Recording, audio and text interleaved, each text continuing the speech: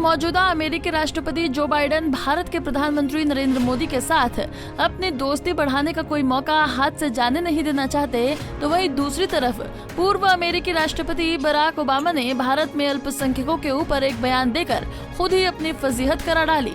दरअसल पूर्व अमेरिकी राष्ट्रपति ने भारत में रह रहे अल्पसंख्यकों के अधिकारों को लेकर एक टिप्पणी की थी, जिसके बाद देश के रक्षा मंत्री राजनाथ सिंह ने उन्हें उनके कार्यकाल की याद दिलाते हुए सख्त लहजे में आईना दिखाया। राजनाथ सिंह ने कहा कि ओबामा को भारत के वसुदेव कुटुंबकम के दर्शन को याद कर लेना चाहिए। उन्हें ये नहीं भूलना चाहिए कि भारत एकमात्र ऐसा देश है जो दुनिया में रहने वाले सभी लोगों को अपने परिवार का सदस्य मानता है। ओबामा को अपने बारे में याद करना चाहिए कि उन्होंने कितने मुस्लिम देशों पर हमला किया है। ओबामा साहब को मैं समझता हूं कि ये बात नहीं भूलनी चाहिए कि दुनिया का अकेला देश ये भारत है जहां के रहने वाले ऋषियों और मनीषियों ने भारत की सीमा में ही रहने वाले लोगों को अपने परिवार का सदस्य नहीं माना, बल्कि सारी विश्व की धरा पर रहने वाले लोगों को अपने परिवार का सदस्य मानते हुए वसुधैव कुटुंबकम का संदेश दिया। हम हिंदू, मुस्लिम, ईसाई, यहूदी इस नाम पर कभी भेदभाव नहीं कर सकते। भारत के सेकुलर कैरेक्टर को समझने की लोगों को कोशिश करनी चाहिए। मैं दावे के साथ कह सकता हूं, मुस्लिम कंट्री में भी इस्लाम के जो 72 सेक्ट्स होते हैं, 72 जो फिरके होते हैं, मुस्लिम कंट्रीज में भी नहीं मिलेंगे। यदि मिलेंगे तो केवल और केवल भारत में मिलेंगे और कहीं नहीं मिलेंगे। कुछ एक परसेप्शन सारी दुनिया में बनाने की कुछ ताकतों ने कोशिश की है, उसी आधार पर शायद लोगों की धारणा बनी होगी। उनको अपने बारे में भी सोचना चाहिए कितनी मुस्लिम कंट्रीज के ऊपर उन्होंने अटैक किया है, आप अच्छी तरह जानते हैं। वहीं इससे पहले देश के वित्त मंत्री निर्मला सीतारमण ने भी एक इंटरव्यू के दौरान पूर्व अमेरिकी राष्ट्रपति बराक ओबामा के भारत के अल्पसंख्यकों को की गई टिप्पणी की कड़ी आलोचना की और कहा कि बराक ओबामा के शासनकाल में 6 मुस्लिम बहुल देशों पर बमबारी हुई। सीरिया से यमन तक 26,000 से अधिक बम गिराए गए। अमेरिका की ओर से भारत की धार्मिक सहिष्णुता पर ऐसी टिप्पणी आना ठीक नहीं है। पूर्व केंद्रीय मंत्री मुख्तार अब्बास नकवी ने भी बराक ओबामा की भारत के मुसलमानों के अधिकारों पर की गई टिप्पणी पर जमकर निशाना साधा। उन्होंने कहा कि आज पीएम मोदी के शासन में भारत में समाज के सभी वर्गों का विकास हो रहा है। देश में आज 84 जैसे दंगे नहीं होते हैं। भारत बैशिंग ब्रिगेड से प्रभावित लोगों को हिंदुस्तान के इस देश की समृद्धि, सुरक्षा और समावेशी सशक्तिकरण की जो ज़मीनी हकीकत है उसको देखने के लिए हिंदुस्तान की ज़मीन को देखना होगा। अगर आप भारत बैशिंग ब्रिगेड के दुष्प्रचारों के आधार पर भारत को बदनाम करने का हिस्सेदार, भागीदार बनेंगे तो निश्चित तौर से कोई उसे स्वीकार नहीं करेगा। आज नरेंद्र मोदी जी के शासनकाल में development with dignity, empowerment without discrimination, सम्मान के साथ विकास और बिना भेदभाव के सशक्तिकरण का एक बहुत ही स्वर्णिम माहौल और अवसर बना है। आज इस देश में जहां पर समाज के सभी वर्गों, आखिरी पायदान पे खड़े हुए व्यक्ति की आंखों में खुशी और जिंदगी में खुशहाली लाने के लिए नरेंद्र मोदी जी मजबूत संकल्प के साथ, परिश्रम के साथ परिणाम में उसको बदल रहे हैं, उसका नतीजा है कि आज समाज का सभी वर्ग बराबर से विकास का हिस्सेदार, भागीदार बन रहा है। उसमें अल्पसंख्यक समाज भी है।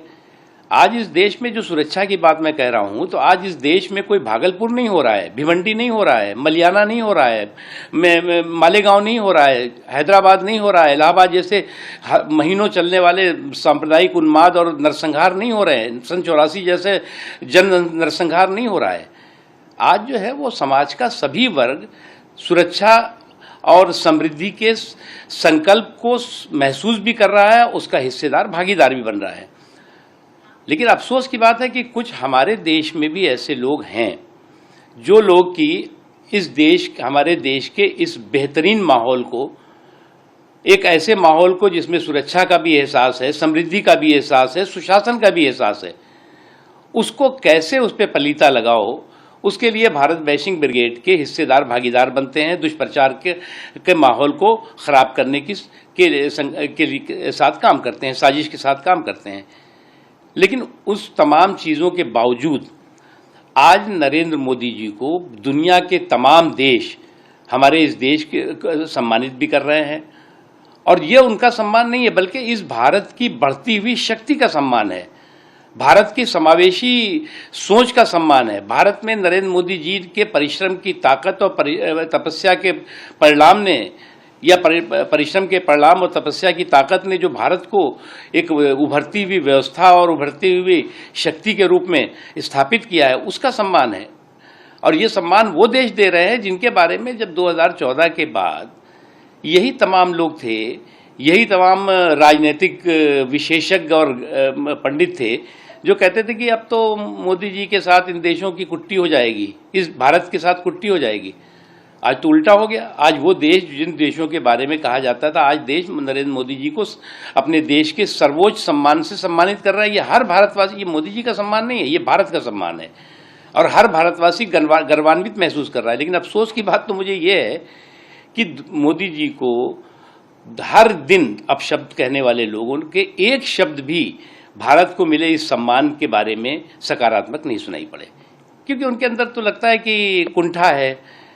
कैसे देश को कोई अगर देश के खिलाफ बोलता है तो उसके सुर में सुर मिलाते हुए दिखाई पड़ते हैं। और कुछ लोगों ने जो विदेश से भी बोला है उस पर भी हमें तो अफसोस हुआ कि विपक्ष के किसी भी नेता ने उसकी न निंदा की और न उसके बारे में जो है वो एक शब्द बोले। तो ये जो तमाम चीज़ें हैं, ये एक सुनियोजित सोच और एक ऐसी सोच है जो सोच की भारत को बदनाम करने की कोशिशों में लगी रहती है, जो नाकाम होती रही है। आपको बता दें कि एक दिन पहले ही भारत के प्रधानमंत्री अपनी 5 सदस्यीय विदेश यात्रा से स्वदेश लौटे हैं। इस दौरान पीएम मोदी का अमेरिका के व्हाइट हाउस में अमेरिकी राष्ट्रपति जो बाइडेन और उनकी पत्नी ने भारत के प्रधानमंत्री का भव्य स्वागत किया। पीएम मोदी अपने इस 5 दिवसीय विदेश यात्रा के दौरान मिस्र भी गए, जहां उन्हें मिस्र के राष्ट्रपति अब्देल फतह अल सीसी ने मिस्र के सर्वोच्च सम्मान ऑर्डर ऑफ द नाइल से सम्मानित किया। भारत के प्रधानमंत्री नरेंद्र मोदी के अमेरिकी राष्ट्रपति जो बाइडेन से गहरी दोस्ती का सबूत इन दिनों पूरी दुनिया देख रही है। इससे पहले जापान में भी भारत और अमेरिका के बीच संबंधों की मजबूती को पूरी दुनिया ने देखा। तो वहीं दूसरी तरफ पूर्व अमेरिकी राष्ट्रपति बराक ओबामा के भारत को लेकर दिए गए बयान पर चौतरफा आलोचना की जा रही है। अमेरिका के अंतर्राष्ट्रीय धार्मिक आयोग के पूर्व आयुक्त जॉनी मोर ने भी भारत में अल्पसंख्यक समाज के अधिकारों के बारे में बराक ओबामा के बयान पर कड़ी आपत्ति जताई है। उन्होंने कहा है कि पूर्व राष्ट्रपति को भारत की आलोचना करने से ज्यादा उनकी सराहना करने में अपनी ऊर्जा खर्च करनी चाहिए। भारत की विविधता ही उसकी असली ताकत है, ये बात उन्हें समझनी चाहिए। I think the former president should spend his energy complimenting India. More than criticizing India.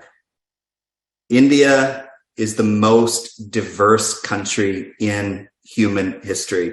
It's not a perfect country, just like the United States is not a perfect country, but its diversity is its strength, and we should be complimenting the largest democracy in the world every chance that we have. So I think it was the time to celebrate a historic visit, rather than leveling some criticism on it.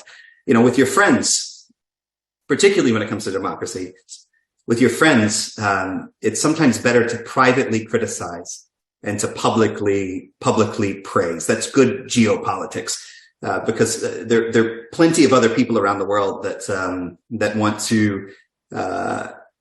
want to demonstrate that this is the twilight of democracy in the world. It is not the twilight of democracy. It is a new dawn of democracy. And so so all that to say, I disagree with the sentiment of the former president. All right. And I should say, even in that critique of the former president, President Obama couldn't help but also compliment Prime Minister Modi, and I certainly understand why, having spent some time with him. Bureau report, Punjab Kesari TV.